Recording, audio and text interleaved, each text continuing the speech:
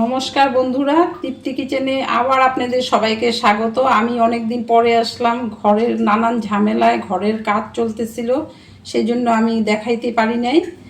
এখন আবার আমি নতুন করে আসছি। এখন থেকে আমি রেগুলার দিতে চেষ্টা করব। আপনারা দেখুন, এই মাছটা আজকে এটা রৌ মাছের বাচ্চা। তো আমি ধুয়ে মুছে পরিষ্কার করে কেটে ধুয়ে সব কিছু করে হলুদ লবণ মাখিয়ে রেখে দিয়েছি। এখন এটা আমি একদম সিম্পলভাবে রান্নবো, বাচ্চা বুড়ো সবাই খেতে পারবে।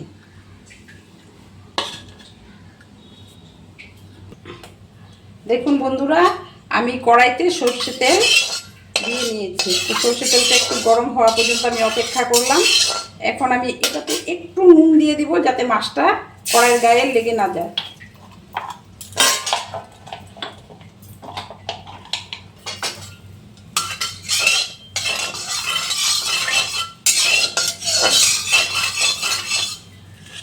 এখন মাছটা আমি একটু ভাজা করে নেব।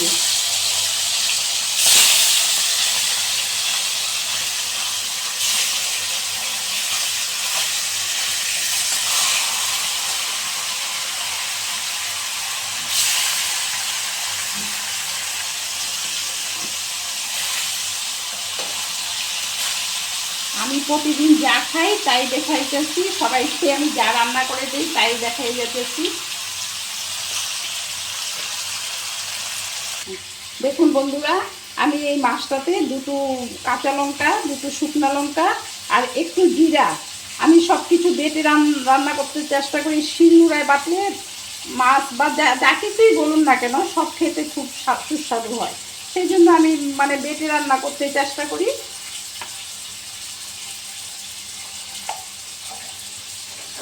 এখন আমি এটা বেটে নেব।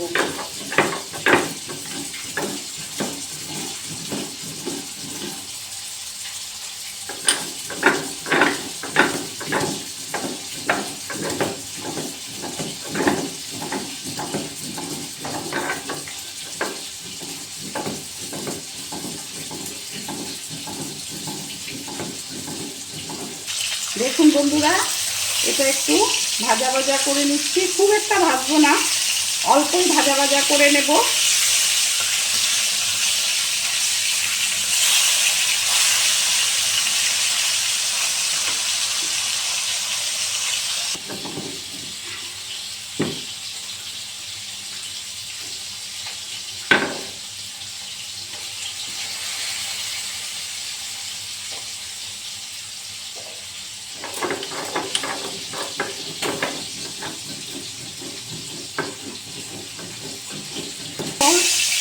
এরপর যতটুকু ছিল সবটাই একসাথে দিয়ে দিলাম।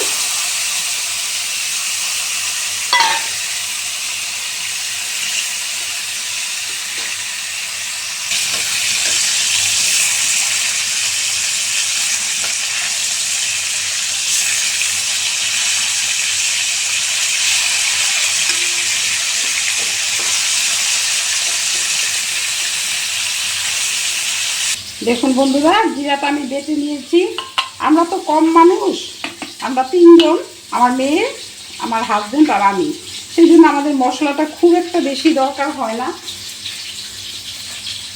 লবণও নিয়ে নিলাম এটার মধ্যে,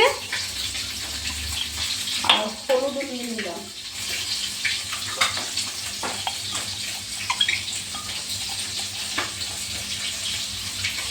আপনাদের মানুষ বেশি হলে বেশি করে দেবেন, মশলাও একটু বেশি দেবেন। কালো জিরা আর একটু জিরা সম্বাদ দিয়ে নিলাম তেলটাতে। ওই ভাজা তেলটার মধ্যে আমি আরেকটু তেল দিয়ে দিয়েছি।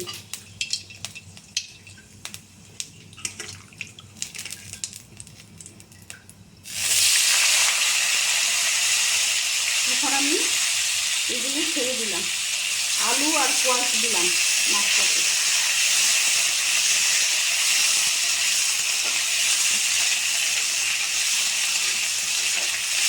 আমি একটু কোয়াশগুলো লম্বা লম্বা করি এবং আলুগুলো লম্বা লম্বা করে কেটে নিয়েছি, দেখতে পাচ্ছেন।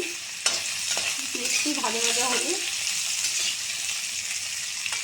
মশলাটা দিয়ে দেব।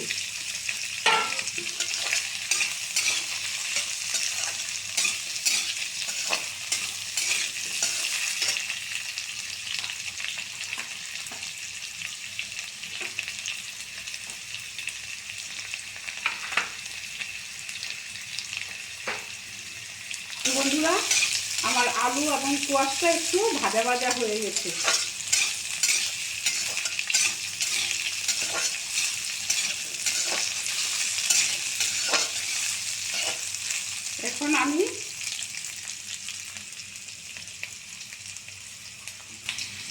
এখন আমি এই বেটে রাখা মশলাটা দিয়ে দিচ্ছি।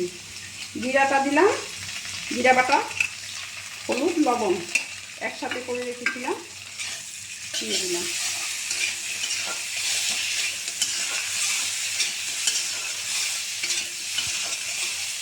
এখন একটু কষিয়ে নেব, একটু তেল ছাড়া পর্যন্ত।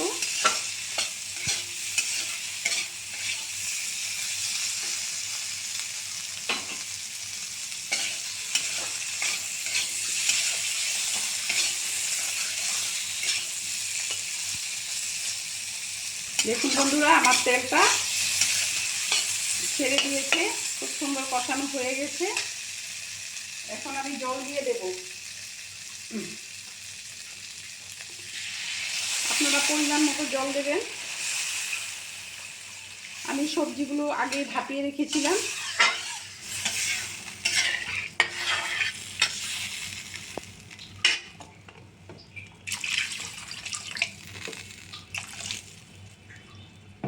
আমার হয়ে যাবে।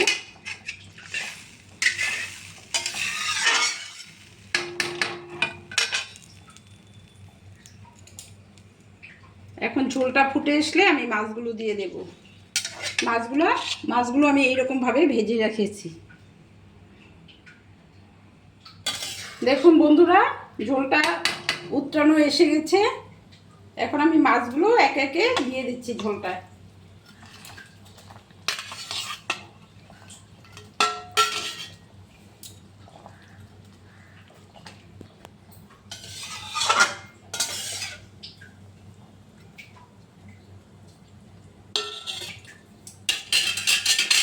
দেখুন বন্ধুরা, কতটা সুন্দর হয়েছে।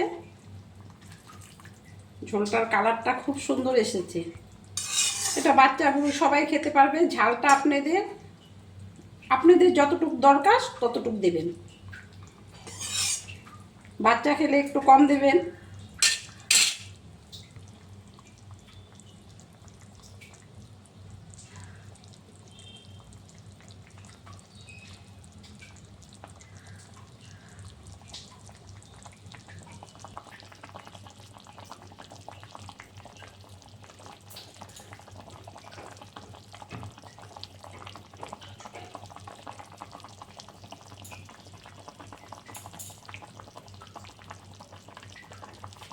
দেখুন বন্ধুরা, এটা খুব সুন্দর হয়েছে।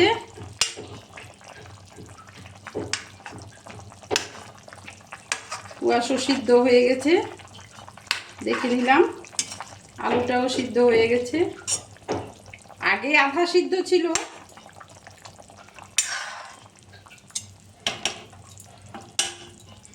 দেখুন বন্ধুরা, আমার ঝোলটা পুরো হয়ে গেছে, মাছের ঝোলটা। এখন আমি নামিয়ে নেব। গ্যাসটা অফ করে দিলাম।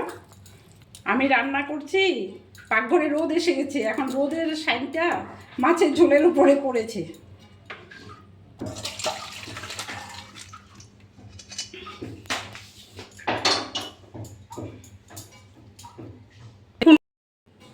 দেখুন বন্ধুরা, আজ আমি এই ছোট রৌ মাছ বলতে পারেন, বাচ্চা রৌ মাছ, এটাই আমার রেসিপি। আজকে আমি আজ রান্না করলাম।